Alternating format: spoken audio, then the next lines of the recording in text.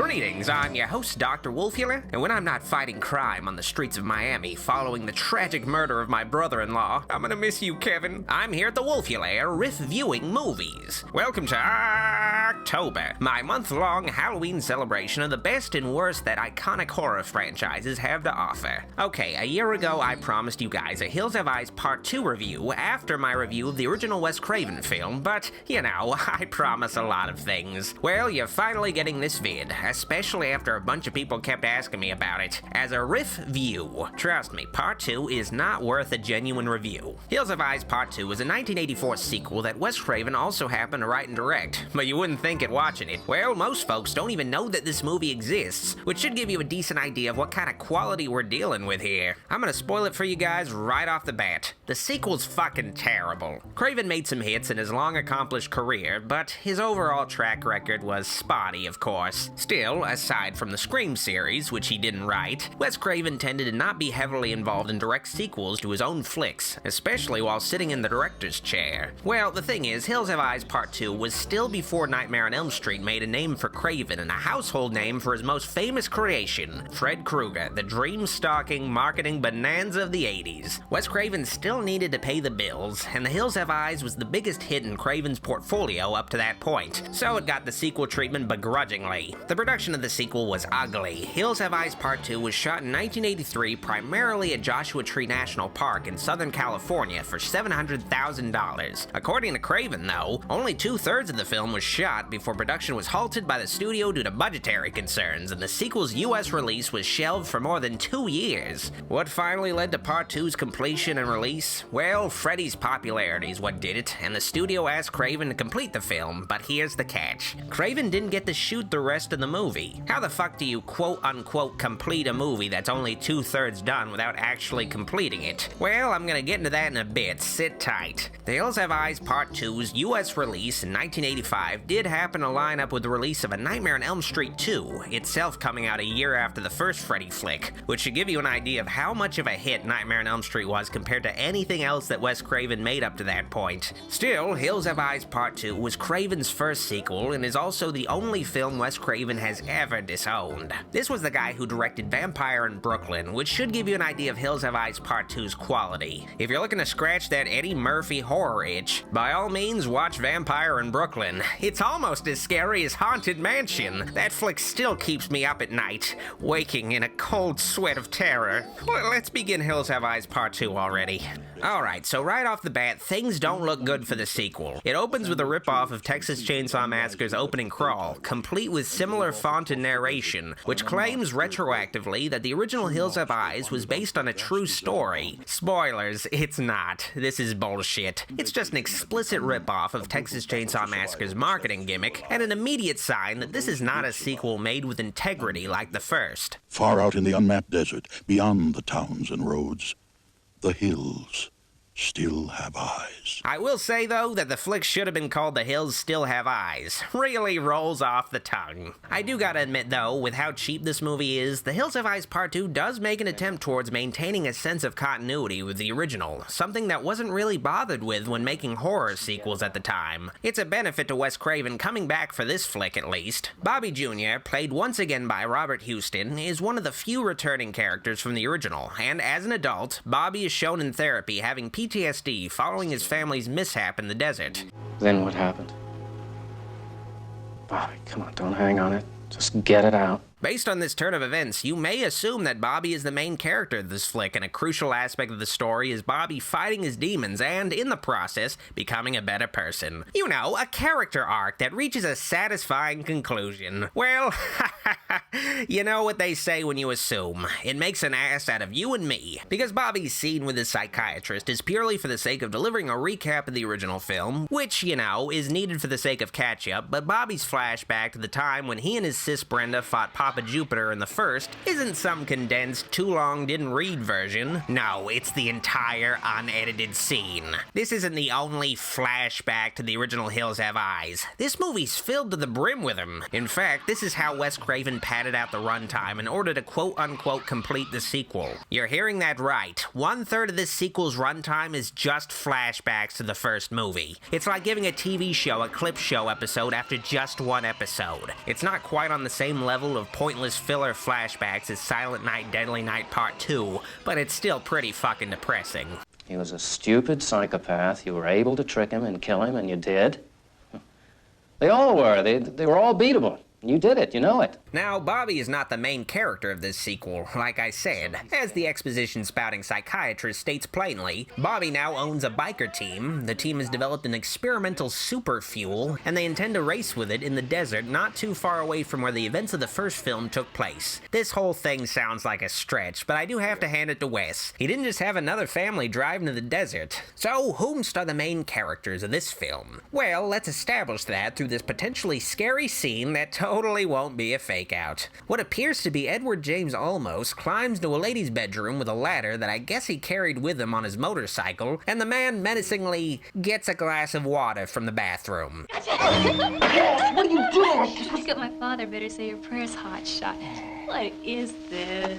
Oh, it was just a mask. Could have sworn that really was Edward James Olmos. This is Roy and his girlfriend Cass. If you couldn't tell by how much she's touching the dude's face, she's supposed to be blind. Supposed to be being the key phrase. Cass mostly just gets her blindness across by looking in the opposite direction of things that are happening. Anyway, Roy's a member of Bobby's biker team, and it's pretty clear that the reason why this movie has bikers in it is because Yamaha cut a check. Hey, there ain't no foreign bikes allowed here.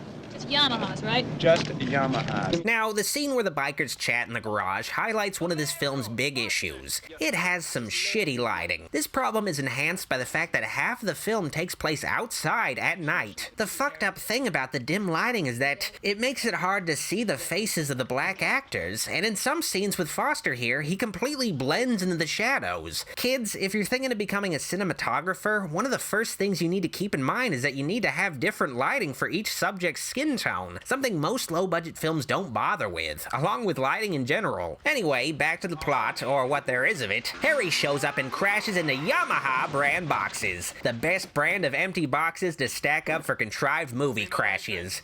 Is he dead? Could be arranged. Did you see that? Boom! It's here where a bus full of other victims pop in, but I could care less about some Natty Gann-looking bitch. A character of actual interest here is Rachel, who might be familiar. I'll get to that later. First, the film needs to give Bobby a sick excuse for not being in the rest of the movie and showing, you guessed it, another flashback. This time taking place chronologically before the previous flashback. So if you didn't see the original movie, this is probably just needlessly confusing. It's good to know Bobby is reliving his trauma in front of a Yamaha brand box.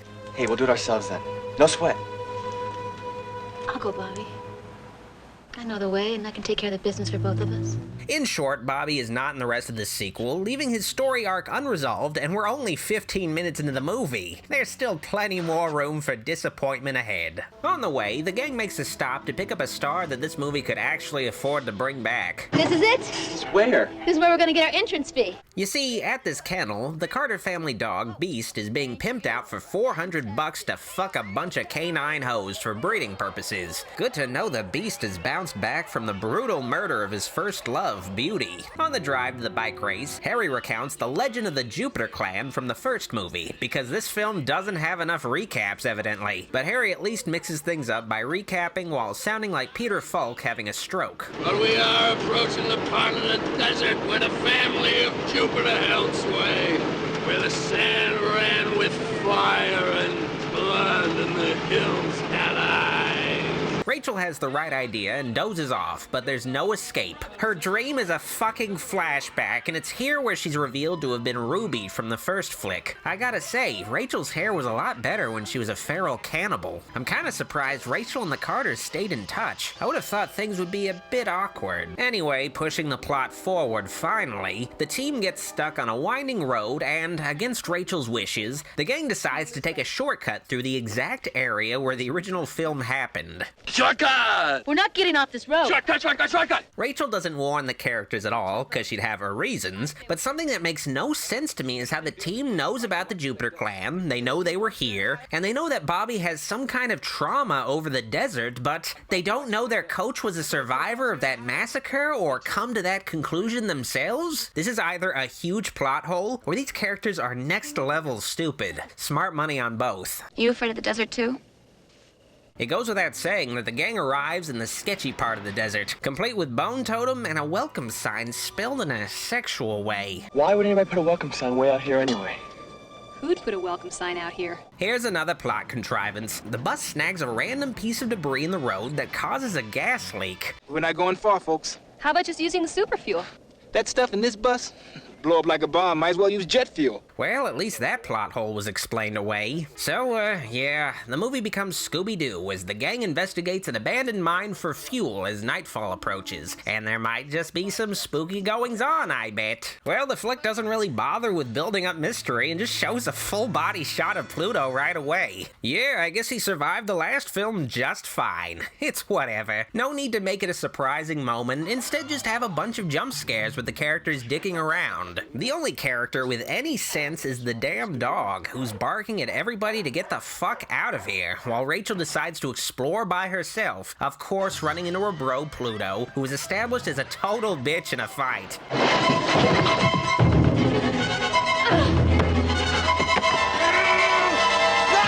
Thank the Lord for making hammers. No joke, when Pluto skitters away, he does a little snicker like this is a Saturday morning cartoon.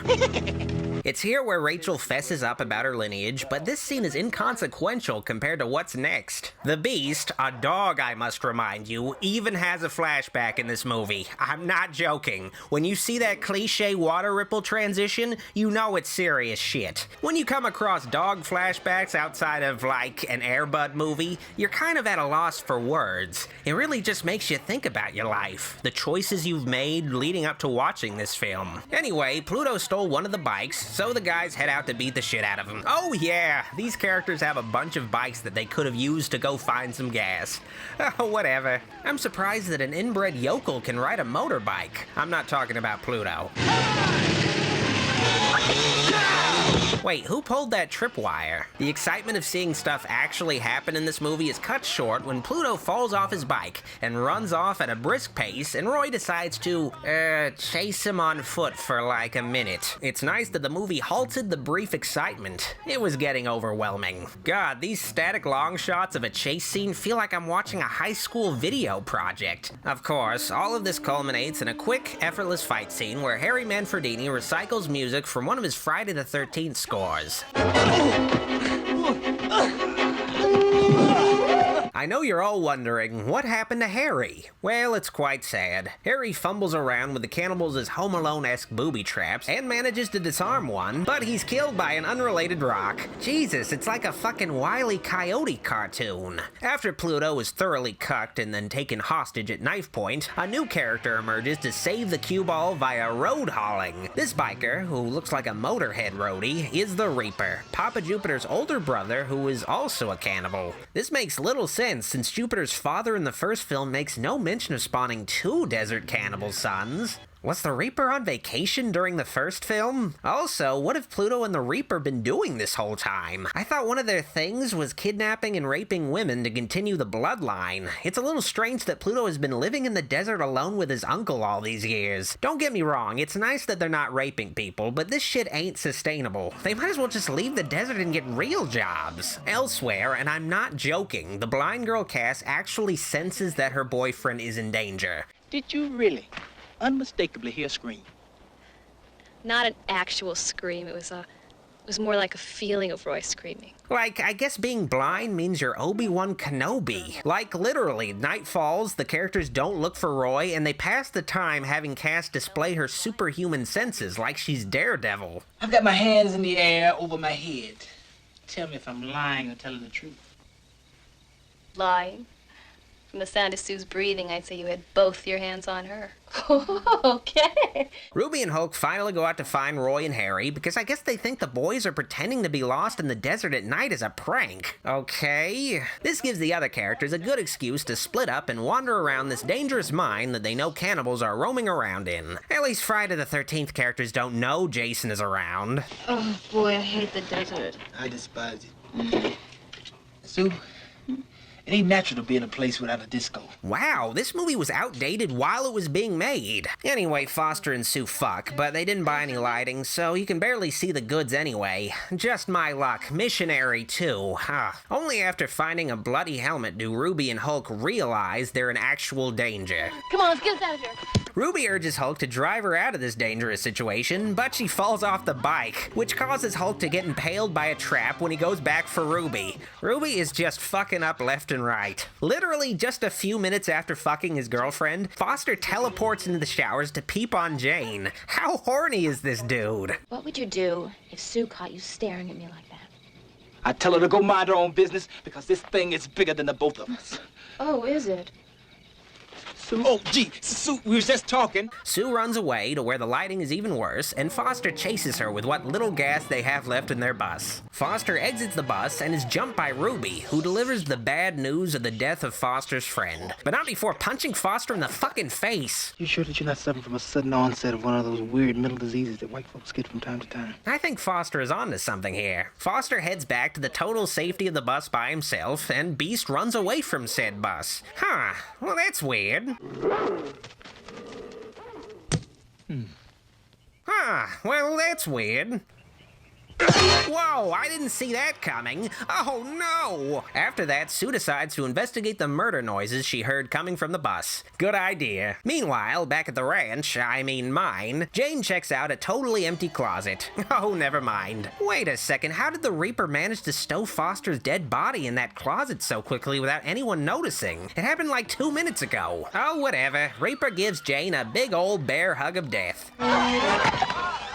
Is her spine made of celery? What happens next is one of the few genuinely good scenes in this movie. Reaper sprints into Sue, tackles her through a window, and destroys her neck with a machete. Where was this shit for the last 70 minutes? I was watching a dog have a flashback in a slow-speed chase up to this point. Pluto jumps Ruby and explains his and Reaper's motivations like he's some kind of James Bond villain. If we got this whole desert to ourselves, him and me, we kill everybody, and we throw them down mine shafts. So, they just kill people now and toss them in mine shafts for no reason? I thought they ate people. What did they do to survive? Did they build an IHOP nearby? By the way, use my promo code Wolfula fucking rocks to get your next IHOP meal free. Ruby herself explains to Pluto that the Beast is gonna kick Pluto's ass again, but Pluto explains how that can't happen. Besides, ain't no dog can sneak up on me no more. I got earful ears. So anyway, Beast kicks Pluto's ass and the guy runs away again. Pluto is Wes Craven's metaphor for the French. Craven always loved to put subtext into his movies. Stupid piss like your puke eater! You got the brains of a beer can! Does Pluto think dogs have feelings? What happens next is complete bullshit in a movie filled with bullshit. Hulk's corpse is booby-trapped and makes Ruby trip, causing her head to land on a rock. That's it. That's Ruby's death. It's fucking horrible. It doesn't even register as a death. She doesn't get a heroic ending to redeem herself again. She just falls on a fucking rock. If ever there was a case to not make a sequel, this death would be it. Remember, earlier in the movie, Ruby got hit in the head with a fucking hammer without a scratch. How could falling on a rock kill her? Guess who is alive, though? Roy. Oh, great. Roy's alive. Awesome. For some reason, Reaper let this asshole live. Here's another bit of bullshit. Pluto is about to kill Roy once and for all, but Beast pushes the cannibal off a cliff. Here's the thing, though. The shot is too dark to see Beast, but what you can see is the on-set trainer commanding the dog. Wow, the cinematographer just gave no shits about composing these shots. It's actually incredible. The next scene is Cass fumbling around for a few minutes. I guess Wes Craven thought having a blind character alone and vulnerable would make for good suspense, but it just feels like I'm watching Mr. Magoo. Honestly, watch Wes Craven somehow manage to have Cass single-handedly defeat the Reaper. Reaper, for some reason, thinks he's Batman and crashes through the skylight, breaking his leg. That's the price of theatricality. So Cass slinks in the dark, feels up her dead friends, and even finds Beast dead. How could you, Wes? At least the death was off camera. Cass somehow gets the drop on Reaper by hitting him with what she somehow knew was acid, and she somehow finds a rope which she somehow knows how to climb. Honestly, I feel bad for Reaper at this point. The handicapped leather daddy reaches the couple and opens himself for a killer burn. Reaper don't get fooled like Papa Jupe! Oh The Reaper sucks!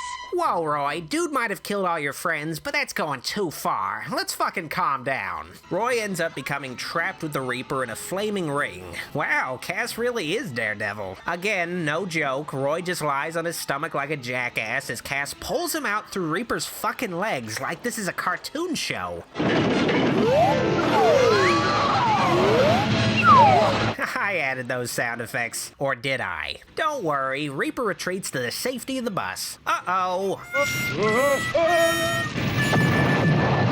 You might think the bus blew up because of the super fuel inside, but it was actually because of a Galaxy Note 7 in the glove compartment. Oh, here's a happy ending. The couple embrace among the smell of charred flesh, but not before Reaper emerges with the wrong priorities. Cass, of course, plays hero by pushing Roy out of the way and perfectly dodging the flaming madman. Wait a second, I thought Beast was dead. Ah, whatever, I'll take it. So, that was The Hills Have Eyes Part 2. I make it sound bad, but watching it is worse. Much worse. There's a reason Craven disowned the film. It was just a job to provide for his family. His heart wasn't in it, he just needed to pay the bills. Nothing wrong with that, and his next job proved to be the exact opposite. Hills of Eyes Part 2 was an important stepping stone, but it still sucks. Definitely don't watch this movie, because I think it'll ruin the first movie for you. I give Hills Have Eyes Part 2 a dog flashback out of Yamaha, and thus begins AHHctober 2019. I'm already scared. If you like this October video, like it. But if you loved it, subscribe for more and click that motherfucking bell icon to keep track of future uploads and streams. Follow me on social media at Facebook, Instagram, and Twitter at Dr. Wolfula. Also, make sure to download the free Pop-Ace app and interact with a virtual me, complete with games, video commentaries, quizzes, and answering your questions. Finally, if you can, support me in the channel by pledging to my Patreon, where you can get early access to videos and other exclusive goodies. I'd like to thank my Platinum supporters here for their pledges. Their support is greatly appreciated and helps the channel thrive. Thanks again. I've been your host, Dr. Wolfula, signing out. See you all next time.